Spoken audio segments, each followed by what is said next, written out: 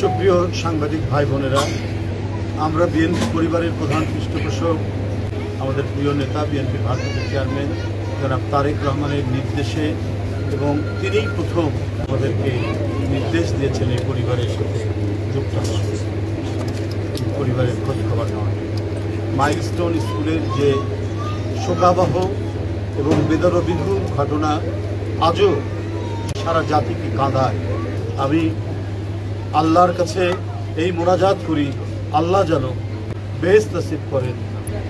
পাশাপাশি আমি অন্তর্বর্তীকালীন সরকারের প্রধান ডক্টর মোহাম্মদ ইউনূস সাহেবকে আমি ধন্যবাদ জানাই যে জনগণের দাবি, মানুষের আকাঙ্ক্ষা, সেই আকাঙ্ক্ষাকে তিনি ধারণ করে তিনি রমজানের পূর্বেই নির্বাচন ঘোষণা করেছেন।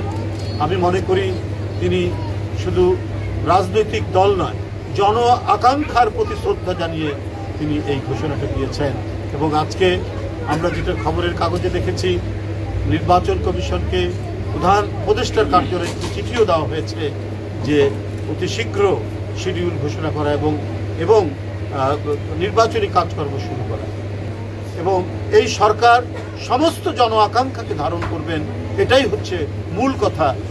আমরা আশা করি এদেশের মানুষ অনেক দিন, প্রায় 16-17 বছর একটা অবাধ সুষ্ঠু নির্বাচনে যে ভোট দেবে, সেই ভোট তারা দিতে পারে।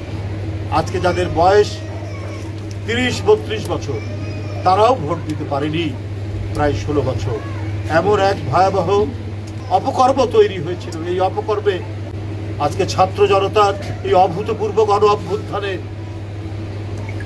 ওই স্বৈরাচারের বিদায় হওয়া, ফ্যাসিবাদের বিদায় হওয়ার পর সেই সম্ভাবনাটুকু তৈরি হয়েছে। এবং অন্তর্বর্তীকালীন সরকারের প্রতি জনগণের বিশ্বাসও সেই কারণেই রাখা হয়েছে। তারা যেটা করবে, এক স্বচ্ছ নির্বাচন, সেই নির্বাচন অনুষ্ঠিত হবে। আমরা মনে করি এই অন্তর্বর্তীকালীন সরকারের কাছ থেকে আমরা পাবো। তারা যতদিন ক্ষমতায় আছেন ততদিন এই দেশে সুশাসন নিশ্চিত থাকবে। কেউ কোনো রাজনৈতিক কারণে কেউ হয়রানি হবে না, নিপীড়ন নির্যাতন হবে না, বা কেউ হত্যার শিকার হবে না। এইটা আমরা বলতে চাই। আমি মনে করি কোনো ধরনের রাজনৈতিক ষড়যন্ত্র চক্রান্তের দিন শেষ হয়ে যাবে। জবাবদিহিতামূলক সরকার হবে, ততই ষড়যন্ত্র অপস্ত্রীয়মান হবে, ততই স্বচ্ছতা বাড়বে। আর যত স্বচ্ছতা বাড়বে, মিডিয়ার যে ক্ষমতা এবং বস্তুনিষ্ঠ সংবাদ পরিবেশন করার পরিবেশ, সেটি বাড়বে। সত্য কথা বলার পরিসর বাড়বে। আমাদের এনসিপির কিছু নেতৃবৃন্দ কক্সবাজারে গিয়েছে, আপনারা যেতেই পারেন, অসুবিধা কিছু নেই। সেখানে যদি কোনো কূটনীতিকের সাথে আপনাদের সাথে আলাপ আলোচনা যদি হওয়ার যদি প্রোগ্রাম থাকে, সেটা হতেই পারে। কিন্তু মানুষের সংশয় হচ্ছে, সন্দেহ হচ্ছে যে লুকোচুরি কেন। আজকে কি বলে যে এই হোটেলে আছি, তারপরের দিন আবার কিছু সংবাদপত্রে কিছু কথা উঠলো, তারপরের দিন আবার হোটেল পরিবর্তন করা, আবার আরেক জায়গা। এইটাই মানুষ সন্দেহ করে। এটা করবেন কেন? আপনারা তো এই যে গণ অভ্যুত্থান, সেই গণ অভ্যুত্থানে আপনারা তো নেতৃত্ব দিয়েছেন, আপনারা সেখানে অংশগ্রহণ করেছেন।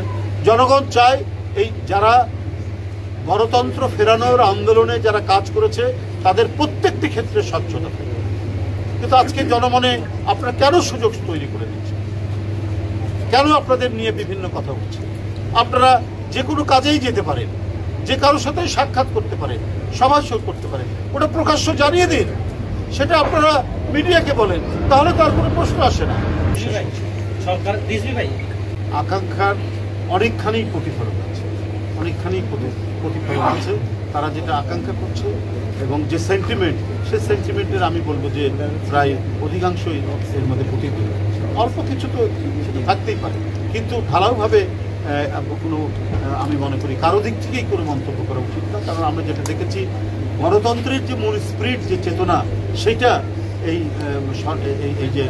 যে সনদ, সেই সনদের মধ্যে অনেকটি প্রতিফলিত হচ্ছে। ধন্যবাদ।